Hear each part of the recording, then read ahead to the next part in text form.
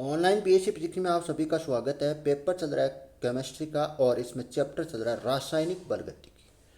और इसमें आप नेक्स्ट हेडिंग लगाओ, अभिक्रिया के वेग को प्रभावित करने वाले कारक। नेक्स्ट हेडिंग है अभिक्रिया वेग को प्रभावित करने वाले कारक। और फर्स्ट पॉइंट डालो ताप। फर्स्ट पॉइंट डालो ताप। देखो, ताप बढ़ाने पर सामान्यतः अभिक्रिया का वेग बढ़ जाता है, क्योंकि ताप बढ़ाने पर अणु की गतिज ऊर्जा बढ़ जाती है। ताप बढ़ाने पर क्या बढ़ता है? अणु की गतिज ऊर्जा बढ़ जाती है, जिसके कारण अभिक्रिया का वेग बढ़ जाता है। और ताप के आधार पर अभिक्रिया दो प्रकार की होती है, ये हम सभी जानते हैं। ताप के आधार पर जो अभिक्रिया होती है, ताप के आधार पर जो अभिक्रिया होती है वो दो प्रकार की होती है। पहली होती है ऊष्मा शोषी और दूसरी होती है ऊष्मा सेपी। देखो, ऊष्मा शोषी का मतलब क्या है? ऊष्मा शोषी का मतलब होता है ऊष्मा ग्रहण करना। ऊष्मा ग्रहण करना, तो इस अभिक्रिया को हम ताप देंगे तो क्या करेगी? ऊष्मा ग्रहण करेगी और इसकी क्या बढ़ जाएगी? एनर्जी बढ़ जाएगी, जिससे अभिक्रिया का जो वेग है वो क्या हो जाता है? बढ़ जाता है। तो देखो, ऐसी अभिक्रिया जिसमें ऊष्मा की आवश्यकता होती है ऊष्मा शोषी अभिक्रिया। ऊष्मा शोषी अभिक्रिया का ताप बढ़ाने पर अभिक्रिया का वेग बढ़ जाता है। ऊष्मा का मतलब क्या होती है? एक प्रकार की ऊर्जा होती है। ऊष्मा का मतलब क्या होता है? यहाँ पर एक प्रकार की ऊर्जा होती है। और ये ऊर्जा कहाँ से मिलती है? ताप से मिलती है। जब ताप बढ़ाएंगे तो यहाँ पर ऊष्मा बढ़ेगी, ऊष्मा बढ़ेगी तो अभिक्रिया का वेग बढ़ जाता है। तो नेक्स्ट सेकेंड है ऊष्मा सेपी अभिक्रिया। ऐसी अभिक्रिया जिसमें ऊष्मा का क्या होता है? उत्सर्जन होता है।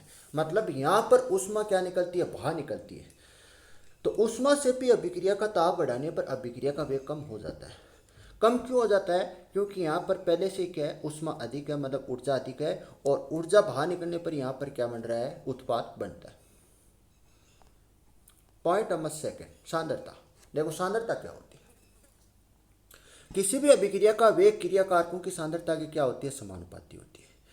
अभिक्रिया का जो वेग होता है वो क्रिया कारकों की सांद्रता क्या होता है? समानुपाती होता है। और जब भी कोई चीज़ समानुपाती होती है तो एक चीज़ बढ़ने पर दूसरी चीज़ बढ़ती है। समानुपाती का मतलब होता है एक चीज़ बढ़ती है तो दूसरी चीज़ बढ़ती है। जैसे ये समानुपाती का आपको चिन्ह नजर आ रहा है और ये क्या है? क्रिया कारक है। क्रिया कारक बढ़ेगा तो अभिक्रिया का वेग भी बढ़ेगा। क्रिया कारक की सांद्रता बढ़ेगी तो अभिक्रिया का वेग भी क्या करेगा? बढ़ेगा। तो क्रिया कारक का क्षेत्रफल देखो, क्रिया कारक का क्षेत्रफल। छोटे आकार वाले कण बड़े आकार वाले कणों की तुलना में अधिक तीव्र गति से अभिक्रिया करते हैं। ध्यान से सुनना, छोटे आकार वाले कण, कौन से कण? छोटे आकार वाले कण बड़े आकार वाले कणों की तुलना में अधिक तीव्र गति से अभिक्रिया करते हैं। अधिक तीव्र गति से अभिक्रिया करते हैं। देखो एग्जाम्पल देखो, एग्जाम्पल देखो, बहुत अच्छे से आपको समझ में आएगा। देखो, मोटी लकड़ी की तुलना में लकड़ी के छिलके अधिक तीव्र गति से जलते हैं। ये आप सभी जानते हो, मोटी लकड़ी की तुलना में लकड़ी के छिलके अधिक तीव्र गति से जलते हैं। नेक्स्ट पॉइंट लगाना, अभिकारकों की रासायनिक प्रकृति। अभिकारकों की रासायनिक प्रकृति। देखो, रासायनिक अभिक्रिया में क्रिया कारकों में बंध टूटते तथा उत्पाद के बंध बनते हैं। 5 नंबर लगाना, विकिरण का प्रभाव। विकिरण का प्रभाव, क्रिया कारक विकिरणों या फोटोन ऊर्जा को ग्रहण करने के कारण रासायनिक अभिक्रिया का वेग तीव्र हो जाता है। देखो, यहाँ पर विकिरण का मतलब होता है प्रकाशिक किरणें। प्रकाशिक किरणें, और तो प्रकाश की जो किरणें आती है वो किसके रूप में आती है? फोटोन के रूप में आती है। किसके रूप में आती है? फोटोन के रूप में आती है। और फोटोन क्या होती है? एक प्रकार की ऊर्जा होती है। क्या होती है? ऊर्जा होती है। जब क्रिया कारक क्या करेगा? ऊर्जा को ग्रहण करेगा। ऊर्जा को ग्रहण करेगा तो यहाँ पर रासायनिक जो का वेग है वो क्या हो जाता है? तीव्र हो जाता है, मतलब अधिक हो जाता है। उत्प्रेरक का प्रभाव, 6 पॉइंट लगाओ, उत्प्रेरक का प्रभाव। उत्प्रेरक अभिक्रिया की सक्रियण ऊर्जा को कम कर देता है, जिससे अभिक्रिया के वेग में क्या हो जाती है? बढ़ जाती है। नेक्स्ट हम टॉपिक देखेंगे सक्रियण ऊर्जा क्या होती है, ये हम नेक्स्ट क्लास में देखेंगे। तो देखो, उत्प्रेरक अभिक्रिया की सक्रियण ऊर्जा को कम कर देता है, जिससे अभिक्रिया के वेग में क्या हो जाती है? बढ़ती हो जाती है। ये हो गए अभिक्रिया को वेग के प्रभावित करने वाले कारक हो गए। अब इसी में नेक्स्ट एडिंग डालेना, रासायनिक अभिक्रिया की अणुसंख्यता। रासायनिक अभिक्रिया की अणुसंख्यता। देखो, ये जो चैप्टर है ये आपके 12th क्लास में था, ये सभी का आपका पढ़ा हुआ चैप्टर है। ये सभी का आपका पढ़ा हुआ चैप्टर है। रासायनिक अभिक्रिया की अणु संकेता देखो क्या होती है।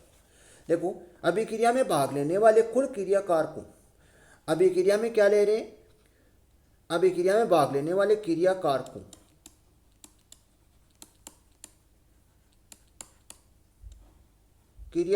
की अणु की संख्या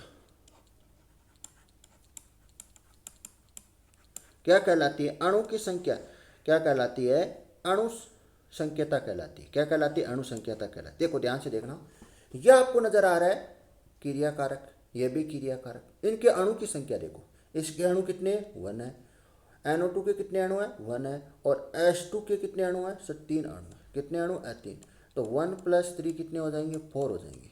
तो ये 4 ही क्या कहलाता है, अणु संकेता कहलाता है। क्या कहलाता है, अणु संकेता कहलाता है।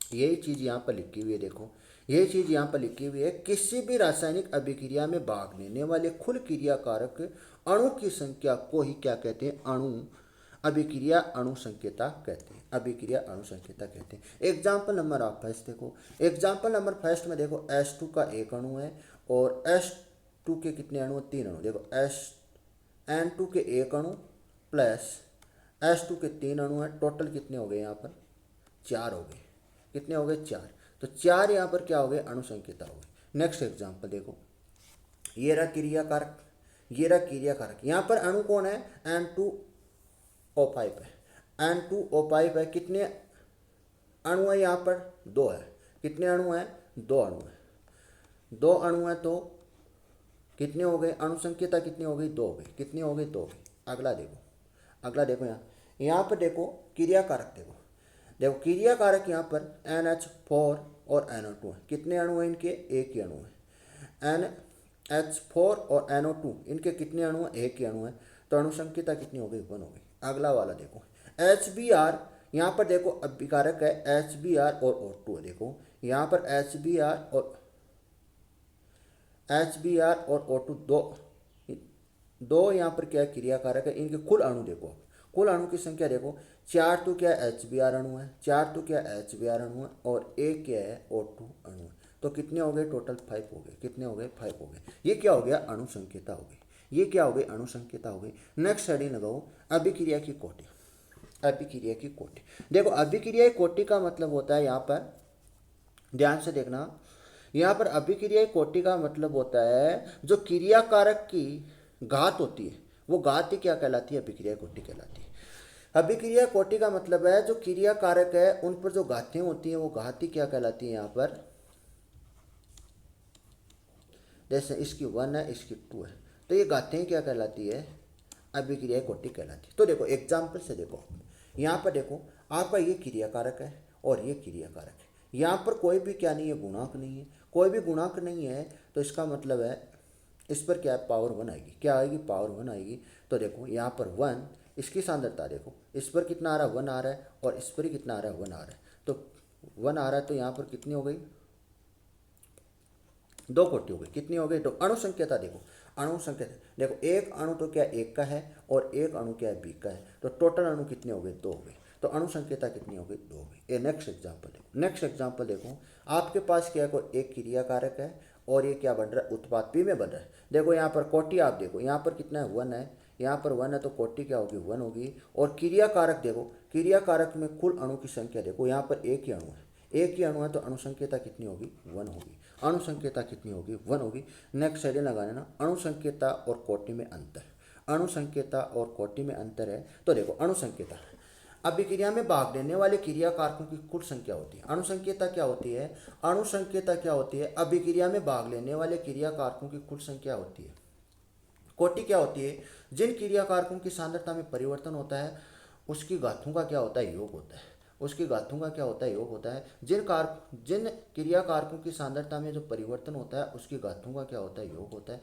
सेकंड देखो, सेकंड अंतर देखो, अणु संकेता सदैव सैद्धांतिक मान होता है, अणु संकेता सदैव क्या होता है, सैद्धांतिक मान होता है, मतलब काल्पनिक मान होता है। कोटि सदैव प्रायोगिक मान होता है, प्रायोगिक मान का मतलब होता है प्रयोग करके देखना, प्रायोगिक मान होता है। कोटि सदैव क्या होता है, प्रायोगिक मान होता है, प्रायोगिक का मतलब होता है प्रयोग करके देखना। अगला अंतर देखो, अणु संकेता का मान सदैव 1 2 3 4 डैश डैश संख्या प्राप्त होती है।